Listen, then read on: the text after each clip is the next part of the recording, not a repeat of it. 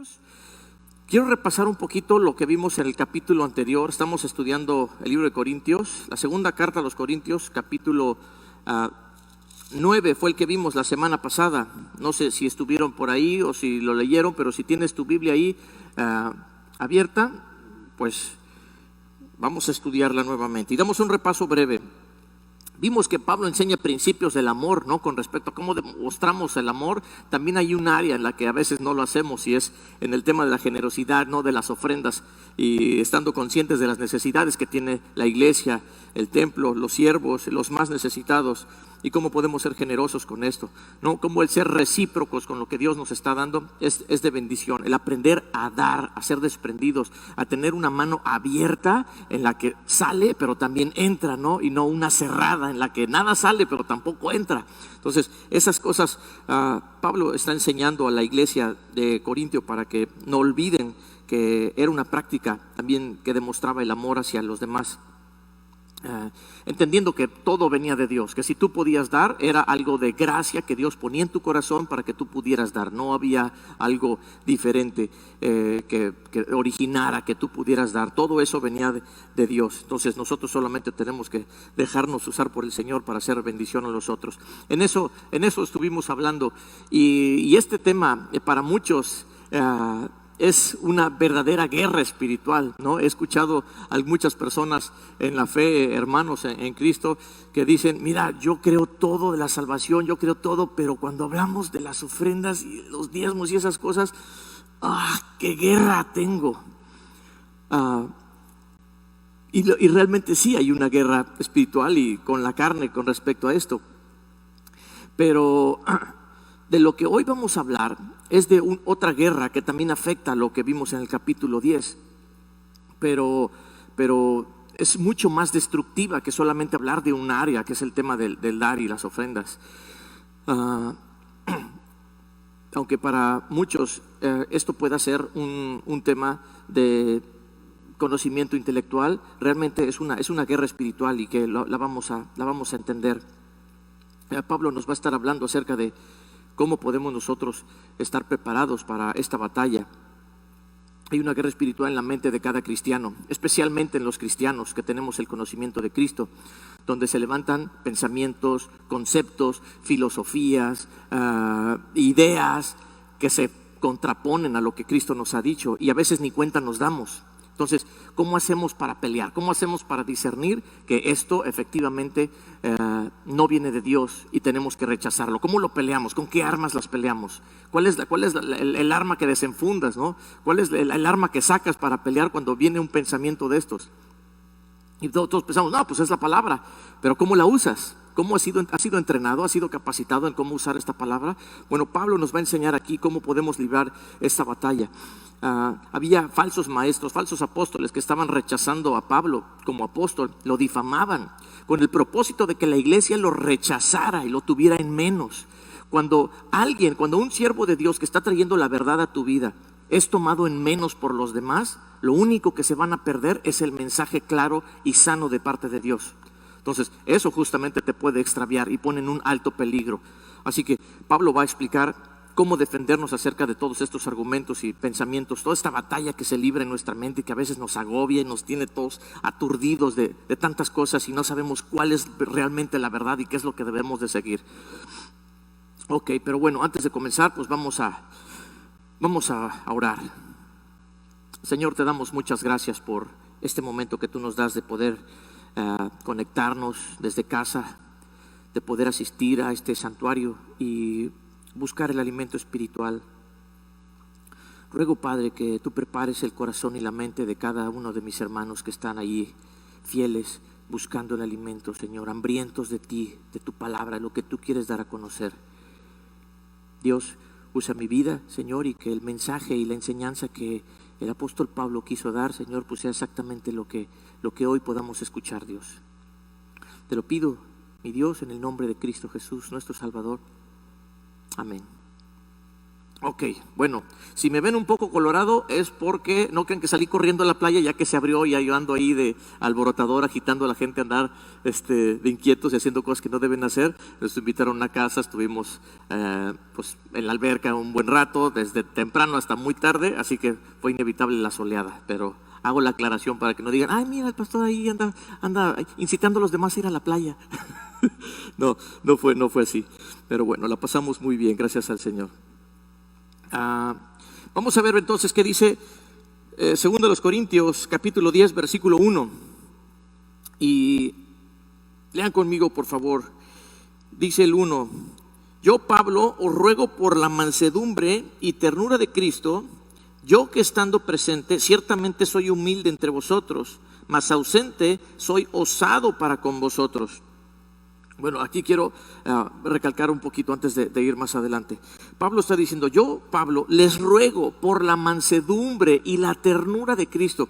Ahí cuando vemos lo que significa ternura también en el original griego, habla de que les está diciendo que por la equidad de Cristo, por la mansedumbre, pensando en el carácter manso y equitativo, equilibrado de Cristo Jesús, para que consideren este atributo de Cristo, esta parte del carácter de Jesús, y de esta manera consideren lo que va a decir Pablo a continuación. Que dice que es osado, que dice, soy humilde entre vosotros, mas ausente soy osado para con vosotros. Porque cuando está con los corintios es muy buena onda, muy humilde, bien manso, el más buena onda que puedas imaginarte. Pero cuando escribe sus cartas, pues parece que está enojado y es bien rudo y es agresivo y es muy fuerte. Entonces Pablo está diciendo esto porque cuando la carta se leyó a toda la congregación, incluyendo estos falsos apóstoles, falsos maestros, ellos empezaron a alegar y a decir, cuando mandó la primera carta, ellos empezaron a decir que no, esto era ay sí, cuando está aquí es bien mansito y es una blanca paloma, y por sus cartas ahí sí muy agresivo, ¿no? Eso es lo que estaban diciendo, y eso fue de lo que se enteró Pablo en la primera carta, de cómo respondían estos falsos maestros. Entonces él se adelanta a decir,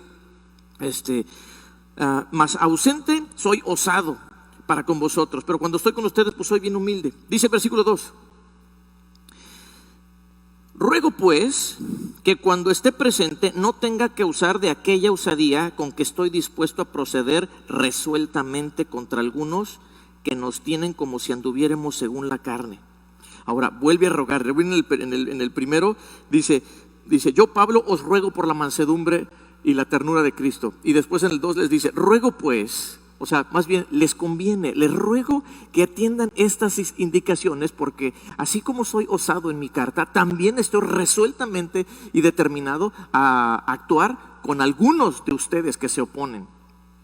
Entonces él dice, pues sí, soy manso, soy tranquilo y soy como palomita con ustedes, porque pues así lo amerita, pero cuando tenga que ser yo resuelto lo voy a hacer. Y más adelante les recuerda un evento que sucedió allí en Éfeso y cómo actuó con eso. Pero Pablo está diciendo que es capaz de actuar de esta forma rigurosa. Esta es una de las cosas que tiene un líder. Un líder tiene que primero demostrar testimonio, como lo ha estado hablando en toda la carta. En toda la segunda carta ha estado hablando, pues yo no los he agraviado, en nada los he ofendido, nunca he abusado nada de ustedes, no he cometido ninguna injusticia con ustedes, por favor, recíbanos. Ha insistido con eso Pablo con los corintios, porque les habían metido la idea de que Pablo ni era apóstol, que era bien débil de carácter, que enseñaba puras falsedades. Y él les está diciendo, yo en nada he abusado, que se robaba el dinero, que hacía malos manejos de las ofrendas. Entonces él está explicando, ustedes saben que no es así, se los está recordando. Y como líder, él tiene que llegar a un momento en donde tenga que manifestar que si está obrando en disciplina para con ellos y está dando una advertencia de cómo puede ser su proceder si no cambian de parecer y de conducta, él va a recordarles que tiene la autoridad para hacerlo, que tiene el testimonio para hacerlo. Otra de las cosas que como líder tiene que hacer, va a guiar que practiquen el amor de Cristo, que con mansedumbre, con esa ternura, con ese equilibrio, reflexionen las cosas. Pero también va a advertir de las consecuencias, como ya lo acaba de decir en el versículo 2. Estoy resuelto a proceder osadamente también. Y no que se quede solamente como en una advertencia, sino que sepamos que lo puede hacer. más adelante le recuerda, así como lo hizo en Éfeso. Entonces, no solamente advierte consecuencias disciplinarias, sino que también debe cumplirlas y debes de saber que lo cumples, ¿no? A veces nosotros como padres, ¿no? Como líderes en nuestra casa, amenazamos a nuestros hijos y damos 20,000 advertencias y de todos modos llegan a hacer las faltas y no cumplimos nada de lo que dijimos que les íbamos a hacer. Ahí está nuestro liderazgo que se fue por la coladera, ¿no? Entonces, sí tenemos que cumplir las cosas que señalamos, ¿no? Mientras sean conforme a la palabra de Dios, ¿no? Sin exceder los límites de disciplina que nada haya en nosotros, ¿no? Y Pablo pues procedía como Dios lo guiaba a hacer. Versículo 3, 4 y 5, vamos a leer juntos estos 3 versículos. Pues aunque andamos en la carne, no militamos según la carne, porque las armas de nuestra milicia no son carnales, sino poderosas en Dios para la destrucción de fortalezas, derribando argumentos y toda altivez que se levanta contra el conocimiento de Dios y llevando cautivo todo pensamiento a la obediencia a Cristo. ¿Has leído este texto alguna vez? Los que están por acá nunca habían leído este texto, por allá. Bueno, déjame explicarte este pasaje que es poderoso, y no vamos a llegar sino solamente hasta el versículo 6, porque amerita todo esto. Dice Pablo que nuestras armas no son carnales, aunque andamos en la carne, porque no nos podemos despegar de este cuerpo, dice, pero no andamos según la carne y sus deseos, sus pasiones. Dice, porque las armas de nuestra milicia no son carnales, sino poderosas en Dios para la destrucción de fortalezas, derribando argumentos y toda altivez que se levante, ¿qué? Contra el conocimiento de Dios, y llevando, ¿cómo? Cautivo todo pensamiento a la obediencia a Cristo. Vamos a desglosar esto poco a poco. Nuestra guerra no es según la carne, ni las armas que nosotros usamos son humanas o son carnales. Nuestras armas son poderosas en Dios con un propósito: destruir fortalezas. Ahora, ¿cuáles son estas fortalezas? ¿Cuáles son estos muros? Esto que Pablo llama fortalezas. Argumentos. ¿Qué es un argumento? Bueno, según como lo describe la palabra original y la que escribió Pablo, y la intención que tenía de escribirla en griego, significa razonamiento, conciencia, arrogancia, argumento, pensamiento, razonamiento. Entonces, estos son argumentos que se levantan en contra del conocimiento. Un ejemplo, las falsas doctrinas, el evangelio y la prosperidad. Que Cristo ya vino, que cuando tú recibiste a Cristo un día en tu corazón, ya eso significa que ya vino, ya no esperes que venga así físicamente y que ponga orden en la tierra, no, ya vino. Eso es una falsa enseñanza que se enseña por ahí y es destructiva. O que tarda por venir, no, para que Cristo venga, no, pueden pasar otros 2000 años, no, tranquilo, eso, no has leído bien la escritura. Eso se enseña como si fuera una verdad. Que Jesús no es Dios, que Jesús solo fue hombre y participó de algo de la divinidad de Dios, pero que no es Dios. Eso es una falsa enseñanza.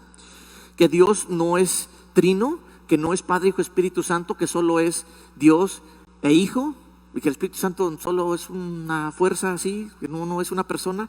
Eso es una falsa enseñanza. Y hay muchos argumentos que sostienen todo esto. El que tienes que decretar en vez de orar.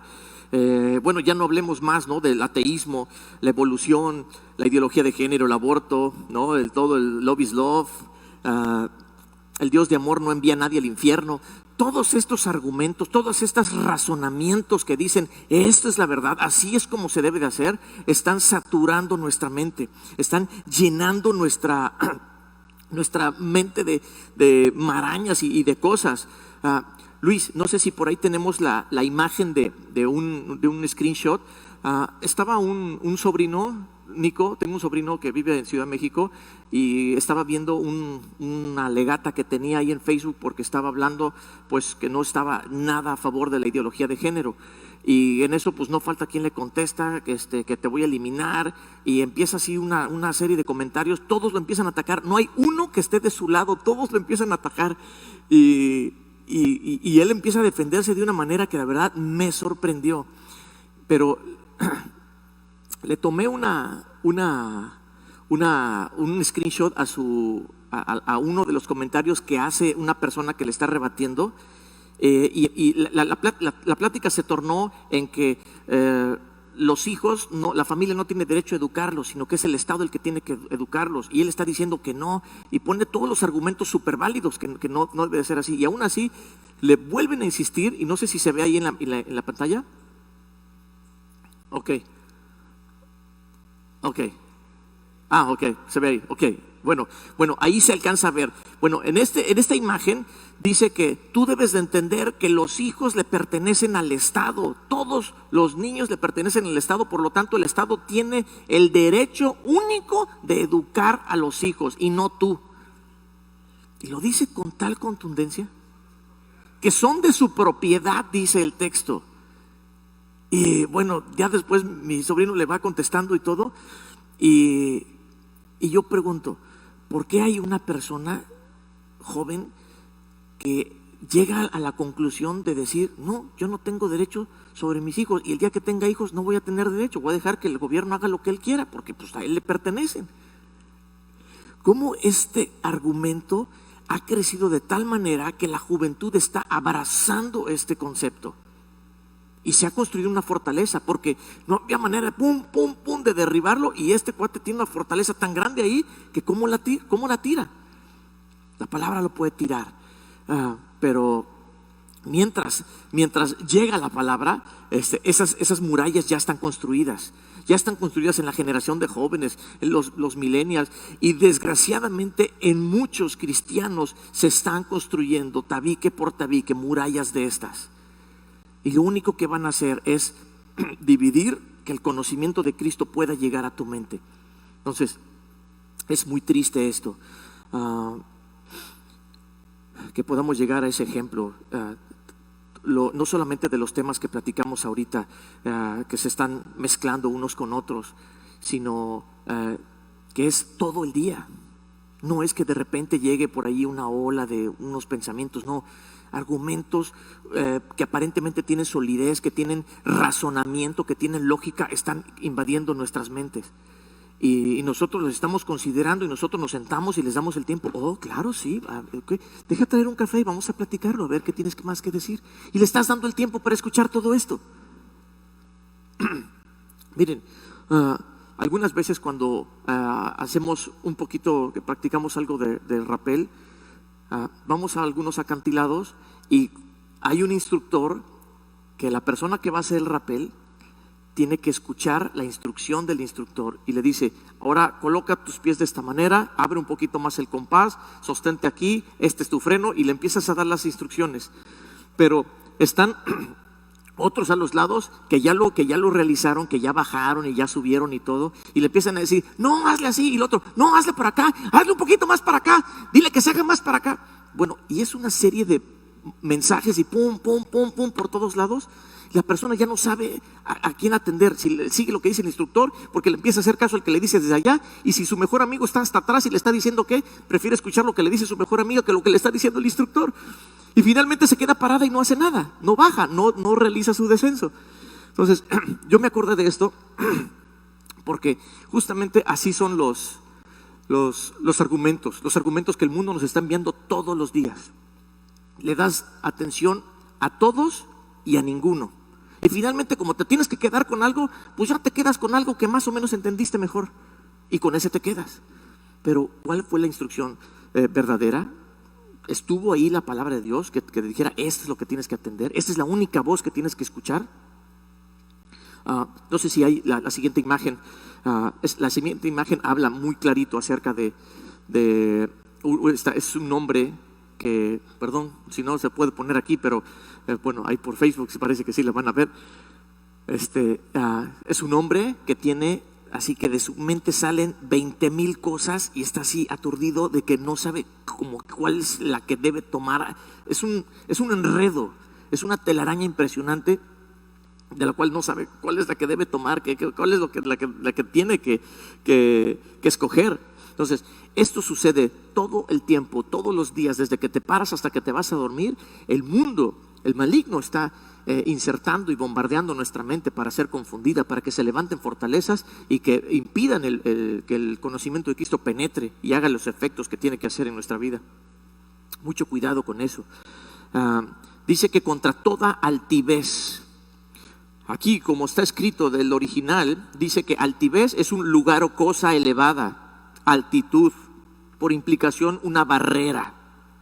Esta altivez es justamente lo que se levanta, ¿no? Y ahí hay otra imagen de un castillo que es una fortaleza, ¿no? Esos castillos medievales, ¿no? No sé si cuando piensas en una fortaleza piensas en esos castillos de la edad media, ¿no? Que eran de paredes como de 10 metros de grueso y se levantaban como 30 metros. Bueno, esos conceptos, esas ideas se levantan en tu mente y a veces ni cuenta te das. ¿Has pasado alguna vez por donde están construyendo una obra en un terreno y dices, ay, mira, ya están colando ahí, quién sabe qué van a hacer ahí, algún edificio, quién sabe? Y luego vuelves a pasar como a las 3 semanas y cuando ves, pues ya llevan como 6 pisos y dices, wow, ¿a qué horas hicieron todo esto? ¿Les ha pasado alguna vez algo así? Creo que a todos. Bueno, lo mismo sucede en tu mente, lo mismo sucede en mi mente cuando no pongo atención a lo que se está construyendo aquí. De repente, wow, ya llegué yo, ya tengo este concepto y ni cuenta me di cómo fueron entrando los tabiques. En mi cabeza se formó una fortaleza, se levantó un argumento, una altivez, y esto está contraponiéndose a Cristo Jesús. He hablado con cristianos y más con jóvenes cristianos que dicen, yo creo que el aborto sí debería legalizarse, porque la verdad es el derecho de cada mujer. Pero, ¿cuáles son tus argumentos? Y son los argumentos que ya saben, ¿no? Los que todos los días escuchamos. Entonces, vamos a estudiar. Nos pusimos a estudiar, y al terminar, ¿ahora qué piensas? No, la verdad no me imaginé que pudiera cambiar mi idea en tan solo un momento. Pero la palabra es fiel para hacer eso. Y ese día que hablé con esta persona, la verdad me gocé porque lo defendía 1 hora antes de tratar el tema a capa y espada. Y lo dijo así sin ninguna vergüenza. Yo sí lo apoyo, yo sí apoyo el aborto. Y después de estar hablando con la palabra de Dios, terminando dijo, no, la verdad es que no sé, esas no lo había visto. Pues no es que no lo hubiera razonado, la palabra entró y derribó esa fortaleza con todo el poder que tiene la palabra. Pero a veces no llegamos a ese punto. A veces dejamos que simplemente siga creciendo y se oponga, ¿no? Como ese castillo que impide todo lo demás. Dice Juan 17, si quieres no lo busques. Jesús estaba preguntando, ¿y cuál es la vida eterna? Dijo, esta es la vida eterna, que te conozcan a ti, Padre, y a quien tú has enviado, refiriéndose a él mismo. Entonces, la vida eterna, la eternidad depende de que tú conozcas a Cristo, de que el conocimiento de Cristo venga a tu vida con esa plenitud. Pero si hay fortalezas que le impiden la entrada, pues ahí te vas a quedar enano espiritual, no vas a crecer más o te vas a extraviar de la verdad. Entonces sí tengamos en cuenta esto. Por favor, esto sí lo vamos a leer. Efesios 6:17, allá adelantito. Efesios 6:17. Léelo, te va a hacer bien. Vamos a leer del 17 al 20. Dice, y tomad el yelmo de la salvación y la espada del Espíritu, que es la palabra de Dios, orando en todo tiempo con toda oración y súplica en el Espíritu, y velando en ello con toda perseverancia y súplica por todos los santos. Y por mí, a fin de que al abrir mi boca me sea dada palabra para dar a conocer con denuedo el misterio del Evangelio. ¿Para dar a qué? A conocer. ¿Cuál? El misterio del Evangelio. Pero si no hay quien esté siendo respaldado, si no hay alguien que abra su boca con la palabra de Dios, con el conocimiento del Evangelio, con el mismo Evangelio, la palabra de Cristo, que vaya y penetre a estas mentes y corazones, no va a haber fortaleza que sea derribada. Dice el 20, por el cual soy embajador en cadenas, que con denuedo hable de él como debo de hablar. Es decir, también está pidiendo Pablo que se ore por él para que él tenga el valor para hacerlo, porque es difícil hablar la palabra, porque es difícil enseñar a los que tienen estos conceptos equivocados, incluso dentro de la familia de Cristo, que tengan conceptos que los estén llevando a fortalecer más las fortalezas que impiden la entrada a Cristo. Y tú te puedes acobardar. Hay muchos hermanos que llegan a acobardarse y dicen, mira, más me va a odiar, más me van a alegar, más me van a expulsar, si ya me han eliminado de sus amigos en el Facebook, como 100, no, pues si yo les sigo me voy a quedar sin nadie. ¿Y qué importa? ¿A alguien le importa eso? ¿A ti te importa eso? No debería de importarnos. Entonces, parte de nuestra oración debe de llevar con valor todo esto. Y la falta de valor justamente puede llevarnos a que ni siquiera nosotros mismos peleemos esa batalla. Ni siquiera yo mismo pueda tener el valor y la fuerza como para enfrentar esos pensamientos. Ya son tantos que mira, ya que sea como quiera. Sí, hombre, que se casen, los que se quieran casar con animales, como quieran, ya hagan su vida lo que quieran, no me importa. Sí, como quieras. Es cansado. Recibir el rechazo constante es cansado, es fatigante. Pero eso no tiene por qué vencernos. Nuestra razón es conocer a Cristo. Hay argumentos muy maquillados. Satanás usó la palabra de Dios para hacer pecar a Jesús, ¿no? En el desierto. Eso todo lo hemos leído. Si no lo has leído, bueno, no lo vamos a leer ahora, pero te lo recuerdo. Satanás estuvo usando la palabra de Dios para que Cristo pecara en el desierto. ¿Cómo se puede usar la palabra de Dios para que alguien peque? Quiero que veas rápido Juan 3:16. El Evangelio según San Juan 3:16.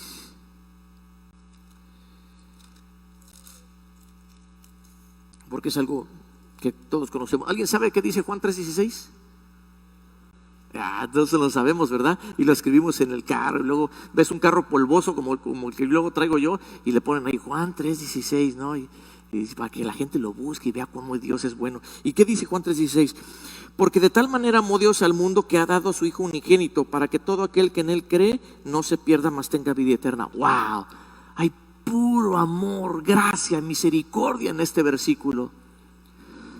Y si tú lo dejas ahí, formas una doctrina y formas algo como lo que enseña el diablo. Hoy día se levantan hombres y mujeres de todas partes, inclusive cristianos, lo digo con tristeza, pero se levantan diciendo: Dios es un Dios de amor. ¿Qué no has leído lo que dice Juan 3:16? De tal manera amó Dios al mundo que dio a su Hijo. Bueno, pues si lo dejamos solamente en este texto, pues vamos a dejar, pues sí, ya lo que nos queda claro es que Dios ama profundamente a la humanidad. Pero vamos a ver el que dice el versículo 27 en adelante. Hasta el 21 dice: porque no envió Dios a su Hijo al mundo para condenar al mundo, sino para que el mundo sea salvo por él. El que en él cree no es condenado, pero el que no cree ya ha sido condenado porque no ha creído en el nombre del unigénito Hijo de Dios. Y esta es la condenación, que la luz vino al mundo y los hombres amaron más las tinieblas que la luz, porque sus obras eran malas. Porque todo aquel que hace lo malo aborrece la luz y no viene a la luz, para que sus obras sean reprendidas. Mas el que practica la verdad viene a la luz, para que sea manifiesto que sus obras son hechas en Dios. ¿Me expliqué? Entonces, ahí está el mensaje completo. El que no ha creído ya fue condenado, ya se condenó, ya se perdió, pues ya está en el infierno. Pero eso nos enseña. Nomás hablamos del versículo 16. Entonces, hablar una media verdad es hablar una mentira. Y a veces los argumentos se maquillan de tal manera que parezcan piadosos, pero fuera del contexto son completamente destructivos, son dañinos. Pensar que Dios en su infinito amor es incapaz de mandar a uno de sus hijos al infierno. Ese no es un Dios de amor. Y a muchos cristianos los ponen a dudar cuando alguien se viene y les levanta ese argumento. Alguien se ha parado delante de ti y dice: si tu Dios es un Dios que dice ser de amor y aún así es capaz de tomar tu vida y enviarla al infierno, yo no veo dónde está el amor de tu Dios. Y algunos hermanos se ponen: sí es cierto, y lo estás pensando pero no lo quieres admitir delante de ellos. No, es que no has entendido, pero se van después y dicen: híjole, sí es cierto, no sé cómo le explico, porque sí tiene razón una parte, pero ¿ya estás tambaleando tu fe por un argumento tan chafa como ese? Lee todo el contexto, tenemos las respuestas. Gálatas 3:28, vamos rápido, Gálatas 3:28, ahí después de Corintios. Gálatas 3:28 dice: la comunidad LGTB dice que cree en Dios, que cree en Cristo, que cree en la Biblia.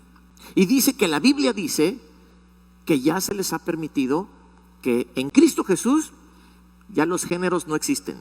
La sexualidad desapareció.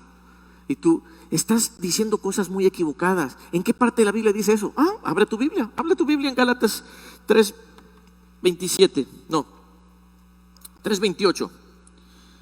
Entonces vas a Gálatas 3:28 con toda la curiosidad y dice: ya no hay judío ni griego, no hay esclavo ni libre, no hay varón ni mujer, porque todos vosotros sois uno en Cristo Jesús.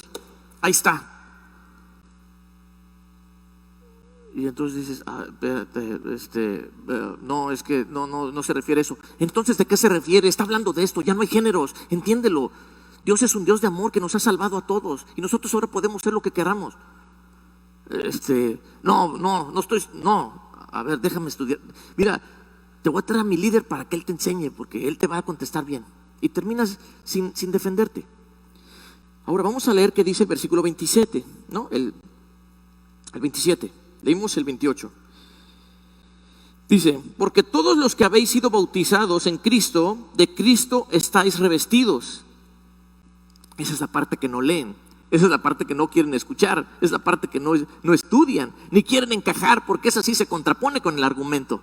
Si tú has sido bautizado en Cristo Jesús, es porque tú llegaste al punto de decir: me arrepiento de mis pecados, reconozco que soy un pecador y que he andado por un camino de tinieblas y de perdición, y hoy vengo a Cristo y quiero que Cristo sea mi Salvador. Lo recibo en mi vida y quiero públicamente morir a mi vieja naturaleza, todo lo malo que yo era, lo perverso que yo era, y quiero que Cristo se empiece a formar en mí a partir de hoy. Yo me quiero bautizar. Entonces vas, te bautizas y pues naces como nueva criatura. Entonces empiezas a hacer las cosas conforme a Cristo.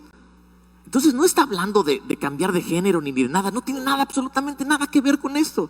Pero este es el texto que va a tomar un argumento para crear una doctrina y confundir tu vida. Levanta una fortaleza y dices: no, pues para tirar esa fortaleza pues está difícil, porque parece que es una fortaleza genuina de parte de Dios. No lo es. Pero hay muchos argumentos que vienen con este maquillaje y nos pueden confundir, nos pueden llegar a confundir. Mucho cuidado con eso.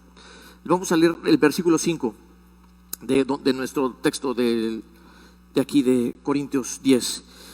Derribando argumentos y toda altivez que se levanta contra el conocimiento de Dios, y llevando cautivo todo pensamiento a la obediencia de Cristo. Ahora sí, vamos atrás un poco al Corintios, 1 Corintios, 1:19, perdón. Primero a los Corintios 1:19. ¿Lo tienen? Ahí está, vientos. Entonces dice así: pues está escrito: destruiré la sabiduría de los sabios y desecharé el entendimiento de los entendidos.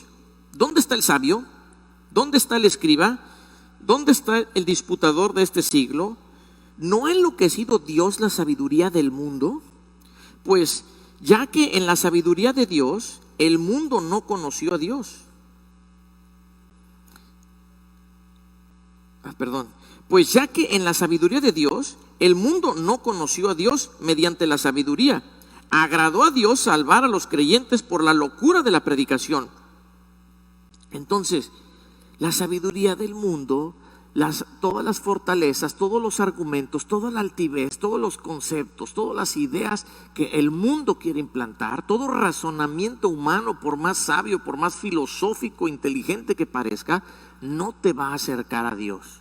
Si no es la palabra, solamente estás levantando fortalezas por todos lados, pero nada te va a llevar a Cristo. Al contrario, van a cerrarle la puerta a Cristo. ¿Cuántas hemos hablado con gente que dice: es que es cerrada, porque tiene una fortaleza, tienen el puente levantado, no hay cómo cruzar, están cerrados completamente? Y nosotros aquí sin poder manejar las armas, teniendo el arma aquí a tu lado y no la sabes ni manejar para derribar esas fortalezas, ¿no? Hablando de los que luchan. Pero aquí más bien Pablo está más enfocado en los argumentos que se levantan dentro de la iglesia, dentro de los cristianos, dentro de los que ya conocemos a Jesús, y de repente se empiezan a levantar cosas que nos empiezan a alejar de Dios. Si estos falsos maestros hubieran convencido a los corintios en esta iglesia, seguramente habrían dicho: no, Pablo, ¿sabes qué? La verdad, sí creemos que tú andas haciendo malos manejos, mejor aquí ya no eres bienvenido, vete de aquí, vete a donde tú quieras, pero aquí en Corintio tú ya no vienes. ¿Quién habría perdido? Toda la iglesia. y una falsa enseñanza habría destruido con la iglesia.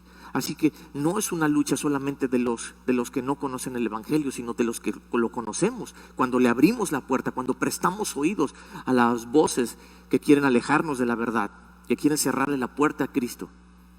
¿Sí me estoy explicando? Bueno, espero que sí. Regresamos al texto, capítulo 10 de Segunda. Entonces, tenemos este problema con tomar cautivo todo pensamiento a la obediencia a Cristo. ¿Cómo tomamos cautivo todo pensamiento a la obediencia a Cristo? No sé si tenemos por ahí una imagen de una chica bueno, si la podemos subir, perfecto. Pedí de favor que pudieran subir una imagen de una chica que está así como pensando. Bueno, ahí se ve, ya se puede ver, perfecto, ya son grandes. Bueno, ¿ven que todo empieza? Ok, gracias. Bueno, ¿ven que se alcanza a ver que empieza con un pequeño engrane?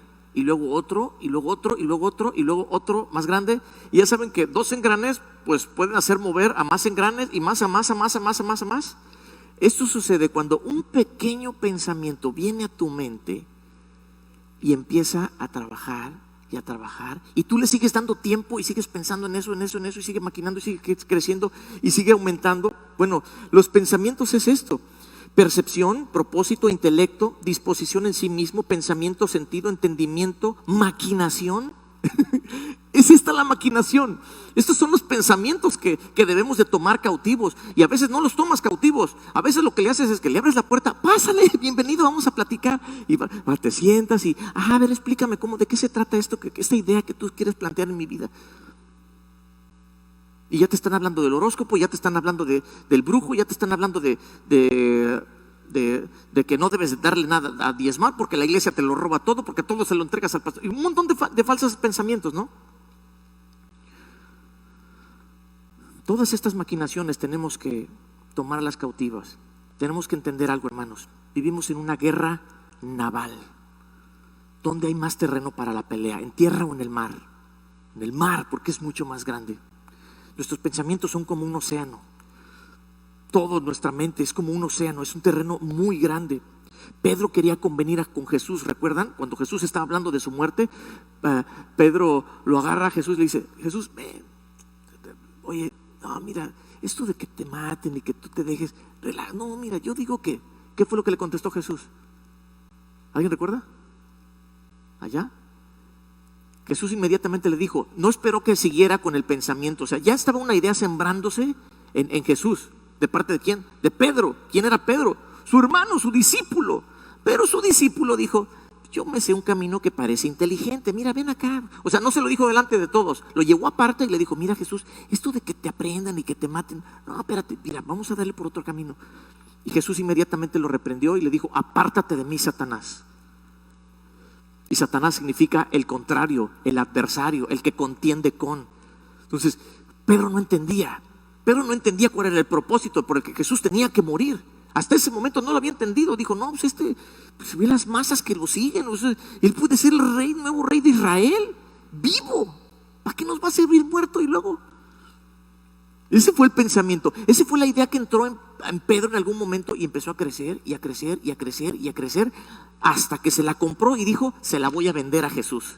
Esta se la vendo a Jesús y seguro que me la compra. Porque si no, no se habría atrevido a decírsela, ¿no? No, ¿para qué le digo? Me va a decir que estoy bien loco. No, mejor que él haga su voluntad como él dice. No, él dijo: me la va a comprar, se la voy a proponer, vente para acá. Así son los pensamientos, te llevan en privado y ahí estás en tu habitación, ahí estás en tu cama o en tu trabajo, en el escritorio, en la silla, y estás pensando: sí, puede ser que sí.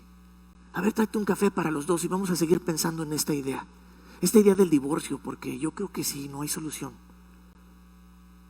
Y un montón de argumentos que vienen a tu vida, que sacan a Cristo, que puede restaurar todo. Si es capaz de levantar muertos, puede restaurar un matrimonio, puede sanar un enfermo, puede hacer muchas cosas, puede hacerlo todo. Pero a veces nos preferimos tomarnos el cafecito con estas maquinaciones y dejar que crezcan. Y la palabra es muy clara, dice que debemos de tomar cautivo todo pensamiento a la obediencia a Cristo. Y en vez de tomarlo cautivo, lo tomamos como nuestro compa. Ay, mi amiguis, vete, brother, pásale, vamos a pensar. Cuando lo debes de tomar cautivo, prisionero, sujetarlo, como lo hizo Jesús con Pedro. Apártate de mí, Satanás, sácate, ¿no? Que empiece el pensamiento. Pues, eso tiene que ver con adulterio, fuera. Tienes que obedecer a Cristo. Y Cristo me dijo que yo no debo adulterar, no debo pensar ni siquiera en estar con una mujer. Esa es la pelea que debes de llevar. ¿Sí me explico cómo vienen estos pensamientos, cómo se levantan argumentos y tú les das el tiempo y esas maquinaciones, en vez de que las reprendas, de que las tomas cautivos y les digas, pensamiento de adulterio, te vas a obedecer a Cristo a la cruz? Ahí ya es donde obedeció Jesús. Así que te mueres ahí en la cruz y yo voy a hacer lo que dice Cristo Jesús. ¿Y cuándo lo hacemos? No, ahí los tienes y ahí los dejas. Dice, bueno, no desecho, pero ahí lo voy a dejar en un espacio de mi archivero, ahí voy a guardar ese pensamiento.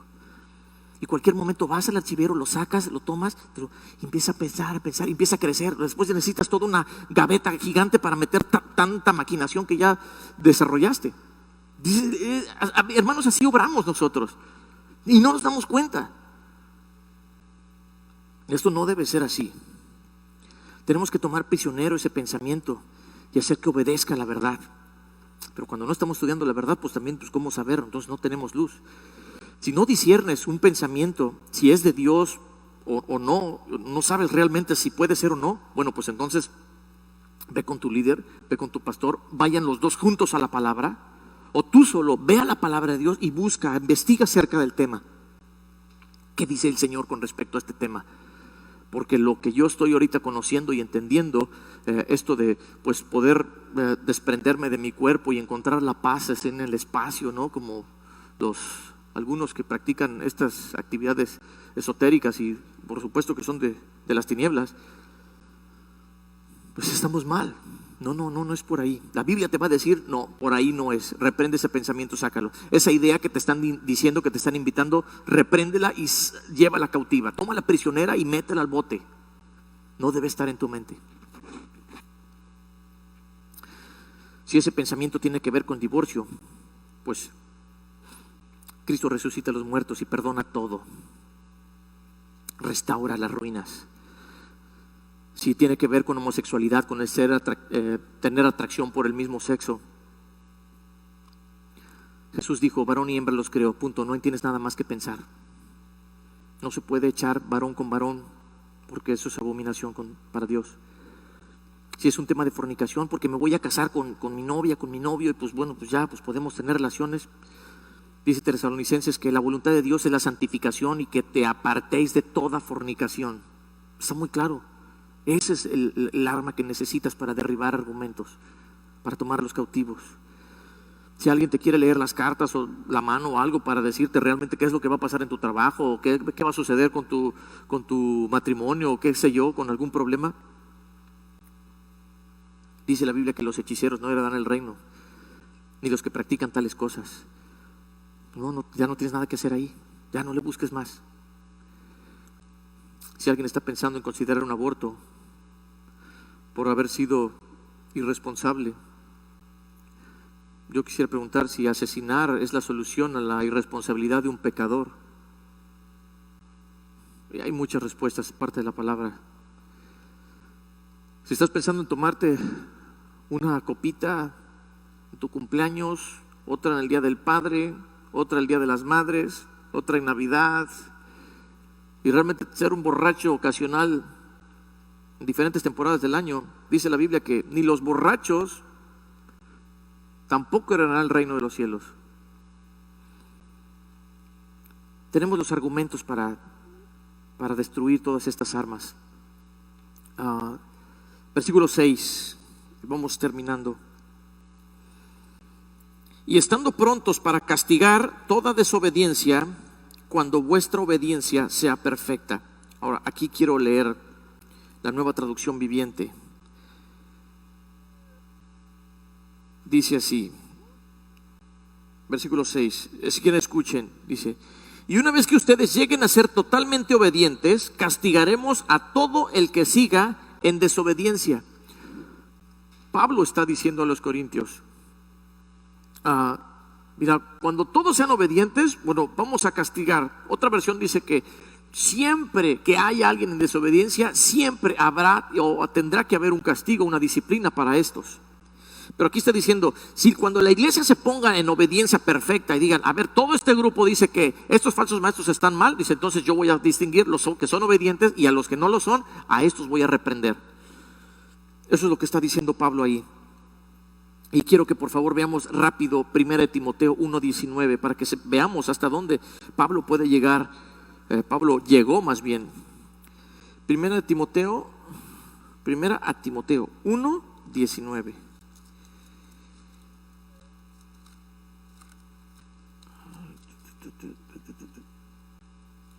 Ok, ¿ya lo tienen? Ya está ahí, bien. Vamos a leer hasta el 20. 1 Timoteo 1:19-20 dice, manteniendo la fe. Bueno, es algo que le está diciendo Pablo a Timoteo, le está ordenando. Dice, manteniendo la fe y buena conciencia, desechando la cual naufragaron en cuanto a la fe a algunos que son Himeneo y Alejandro, a quienes entregué a Satanás para que aprendan a no blasfemar. Ay, ay, ay. Dice, ¿cómo? A ver, dice, manteniendo la fe y buena conciencia, desechando la cual naufragaron en cuanto a la fe algunos, de los cuales son Himeneo y Alejandro. A Pablo no le dio miedo de decir nombres y apellidos. Pablo dijo, acuérdense de Alejandro y de Himeneo, que ellos se fueron por un camino chueco y empezaron a naufragar, y los arrojé a Satanás. Espérate, ¿en serio un hombre de Dios, un líder, puede tener esta autoridad? Bueno, el apóstol Pablo lo entendía. Y ya no nos vamos a extender con este tema, que está también en 1 Corintios 5:3-5, si quieres búscalo después. Pero Pablo, cuando habla de entregarlos a Satanás, no habla para condenarlos, porque Pablo sabe que él no es juez. Pablo sabe que él es para hacer lo que hizo Cristo Jesús: perdón, gracia, misericordia, soportar los unos a los otros en cuanto al perfeccionamiento y la santidad continua. Eso era lo que Pablo entendía muy bien. Entonces, ¿de qué está hablando? De que los entregó a Satanás. Cuando estas personas que dicen ser de la iglesia y no están actuando conforme a la palabra, y al contrario están bloqueando la entrada de Cristo y están llevando a los demás a perderse, dice aquí este texto, y me gusta cómo lo explica Pablo. Dice que algunos, en cuanto a la fe y la buena conciencia, como son Alejandro y Himeneo, dice que naufragaron en cuanto a la fe y la buena conciencia. Es decir, en cuanto a la fe, naufragaron, perdieron la brújula, perdieron el timón, se rompió, las velas, algo pasó, se perdieron. ¿En qué momento se perdieron? En la fe. Dice que naufragaron. Y estaba buscando un poquito acerca de esto. Si naufragar es definitivamente perderse en el mar y morir en el mar perdido.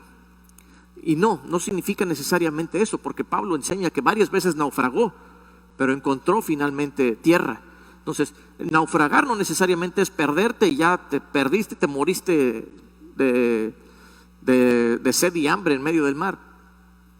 No necesariamente, pero sí puede haber un naufragio en el de que te perdiste la brújula, perdiste el timón, las velas se te rompieron y te quedaste allá a la deriva, para donde te llevara el viento, para donde te llevara la marea, para donde te lleven las fortalezas, los pensamientos y todas las filosofías que se levantan en tu mente. Dice que este fue el problema de Alejandro y de Himeneo. Ese puede ser el problema tuyo. Este pudiera ser mi problema si yo lo permito. Pero le dice a Timoteo, tú cuida de guardar la fe y la buena conducta. La buena conducta es pues lo que implica tu buena conducta, que hayas hecho las cosas correctamente, que no haya nada de qué demandarte o acusarte, que hayas tenido un buen testimonio en todo, que hayas sido correcto en las cosas que Dios dice. Entonces, tu buena conducta y tu conciencia te van a tener pues tranquilos. Mi conciencia está tranquila y no tengo nada de qué avergonzarme. Pero Himeneo no fue su caso. Entonces él dice, los entregué a Satanás. Dice, para que aprendan a no blasfemar. Y cuando leemos lo que dice ahí el original, aprendan, es para disciplinar, para enseñar, para dar una lección. No es para condenación, para que quede bien clara esta parte. Es decir, ni un pastor ni un apóstol tiene autoridad o tuvo autoridad de condenar a alguien, pero sí de sacarlo de la cobertura de Dios, porque fuera de la iglesia allá el chamuco. Si aquí el enemigo nos ataca, pero aquí tenemos un ejército, aquí estamos en medio de la tropa y el Señor nos guarda. Pero afuera de la cobertura de Dios, el enemigo y el Satanás te va a arrastrar y te va a dar una golpiza y va a querer destruirte. Dice, esa era la lección que quería que aprendiera Pablo. Entonces, que Dios nos guarde, porque a veces no vamos a necesitar que venga el pastor y que les diga, ¿saben qué? Ustedes de plano están intoxicando a la iglesia. Mejor apártense para allá, mejor retírense, aléjense de la iglesia. Y allá, para que aprendan a no blasfemar con Dios, tomarán la lección y tendrán que llegar arrepentidos. Esa es la esperanza de esta disciplina. Pero Pablo tenía conocimiento de la autoridad que tenía y que podía hacer esto. Pero hoy en día muchos no lo hacen. Les da miedo. No, deje que el Espíritu Santo lo toque. Porque no estamos hablando de cuando alguien está llevando unas luchas o cuando alguien de repente es un poquito contencioso con alguno o con otro hermano. No es eso. Es enseñar a la iglesia una doctrina que te va a alejar de Cristo, que te va a llevar a un naufragio en la fe. De eso me explico. Y eso sí es muy delicado. No hablo de los problemas que de repente llegan a surgir aquí en la familia, como en toda familia, sino de cosas mucho más delicadas que puede llevar a toda la iglesia a perderse, a extraviarse, a naufragar. Entonces Pablo tiene autoridad para esto. Quiero que terminemos con un texto. Primera carta de Pedro 4:2, por ahí cerca del final. Primera carta Pedro 2. Ahí vamos con el tiempo. Ya saben que a veces me extiendo, pero ya terminamos con este. Primera Pedro 4:1. Lo tienen, dice: puesto que Cristo ha padecido por nosotros en la carne, vosotros también armaos del mismo ¿qué? Pensamiento. Vosotros también armaos, ustedes también ármense de este mismo pensamiento. Pues quien ha padecido en la carne terminó con el pecado. Queridos hermanos, si no estamos armándonos del pensamiento de Cristo, si no estamos armándonos de la palabra de Dios, difícilmente vamos a poder destruir fortalezas. Difícilmente vamos a poder crecer en Cristo como iglesia, como cristiano, como temeroso de Dios, como discípulo de Jesús. Toma el pensamiento de Cristo, toma su palabra, ármate, tómalo como un arma, como tu única arma. Y entiende que lo que Dios quiere es tu salvación, que puedas vivir cada día plenamente convencido de las bondades que es vivir para Cristo Jesús y prestar oídos a su palabra, solamente a Él. Amén. Pues bueno, quiero dar una aplicación a esto antes. Número 1, el líder de Dios es llamado a ser manso y humilde, pero también a ser osado y contundente según sea el caso. 2, recordemos que nuestra mente es un espacio inmenso de guerra constante, por lo que hay que estar en la luz para ver venir al enemigo. De otra manera nos van a madrugar. 3, si el príncipe de este mundo quiere construirte una fortaleza que impida el acceso a Cristo, mira, por más bonita que parezca, destrúyela. Cristo es el único proveedor de las únicas armas para destruir fortalezas del mal. Nadie más puede proveer. No vas a encontrar en ninguna armería las armas que solo Dios tiene. Son las únicas. Y si tú has escuchado este mensaje y tú crees realmente que Cristo padeció en la carne y sufrió la cruz para que tú hoy, por su conocimiento, por su palabra, tú puedas vivir libertad, tú puedas vivir fortaleza, libre del engaño y todo aquello que quiera confundirte, llevarte a la perdición, a naufragar en la fe, en todo. Si tú crees que Cristo Jesús tenía este propósito y lo hizo, quiero animarte a que tú puedas dar un paso de fe y puedas invitarlo a tu vida, que puedas decirle: Jesús, Si tú puedes hacer todas estas cosas tan grandes y tú has sufrido en la carne para que yo ahora pueda tener tu conocimiento y pueda vivir en esa plenitud en la que quieres que viva, pues quiero hacerlo. Si tú piensas esto, pues eso es un buen momento para que tú puedas invitarlo a entrar a tu corazón, que tú puedas dejar que Él sea el que haga el trabajo en ti, tu mente, que su voluntad, sus deseos, que son mucho más grandes que los tuyos y más perfectos, puedan desarrollarse en tu vida. Si puedes hacer una oración, me gustaría guiarte un momento a hacerla. Algo como en tus propias palabras: Señor Jesús, creo que tu palabra es verdad y hasta hoy he puesto atención a muchas cosas, muchas filosofías que parecen inteligentes y sabias, pero si hay alguna que vaya en contra de tu palabra, si hay alguna que, aunque parezca piadosa y aunque parezca buena e inteligente, me va a alejar del único que puede salvarme, hoy te pido que me ayudes a entender, que me ayudes a ver, y que tu palabra pueda iluminarme para discernir y poder tomar cautivo todo pensamiento que no venga de ti, Señor, y ser obediente a ti, obedecerte a ti. Ayúdame, perdóname porque he pecado, he faltado. Ven a mi vida y haz la persona que tú quieres que sea. Te lo pido con todo mi corazón, Señor Jesús. Amén. Si tú hiciste esta oración, pues gloria sea a Dios. Este es el principio para vivir una vida nueva, para ser una nueva criatura, donde las cosas viejas pasaron y a partir de ahora todas son hechas nuevas. Y el que tú veas cosas nuevas en tu vida, eso va a ser la evidencia que va a dejar el testimonio de que realmente te arrepentiste, de que realmente recibiste al Señor, de que realmente Jesús está trabajando en ti. Así que pues vive esta vida, y esta iglesia, esta congregación está dispuesta para escucharte, para aclarar cualquier duda, para ir a la palabra y poder enseñar lo que Dios quiere que tú entiendas. Dios te bendiga.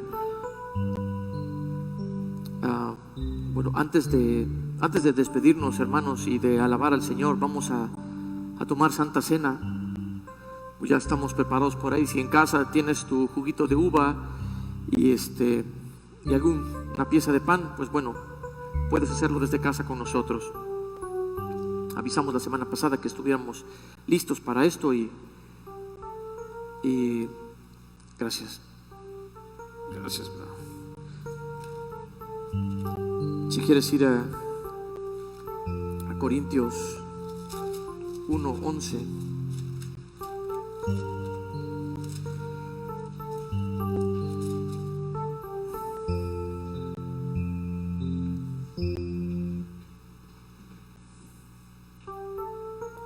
Gracias. Dice el versículo 23, leemos al 26.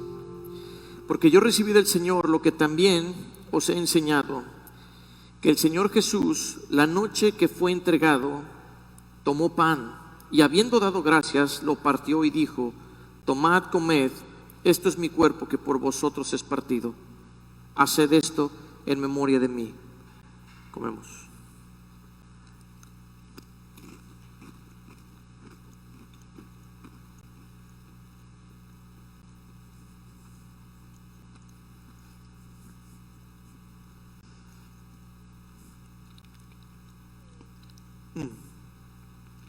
Asimismo, tomó también la copa después de haber cenado, diciendo: esta copa es el nuevo pacto en mi sangre. Haced esto todas las veces que la bebiereis en memoria mía. Así pues, todas las veces que comiereis este pan y bebiereis esta copa, la muerte del Señor anunciáis hasta que Él venga. Y Él viene muy pronto. Así que anunciamos que el Señor viene pronto con esto que estamos haciendo. Tomamos.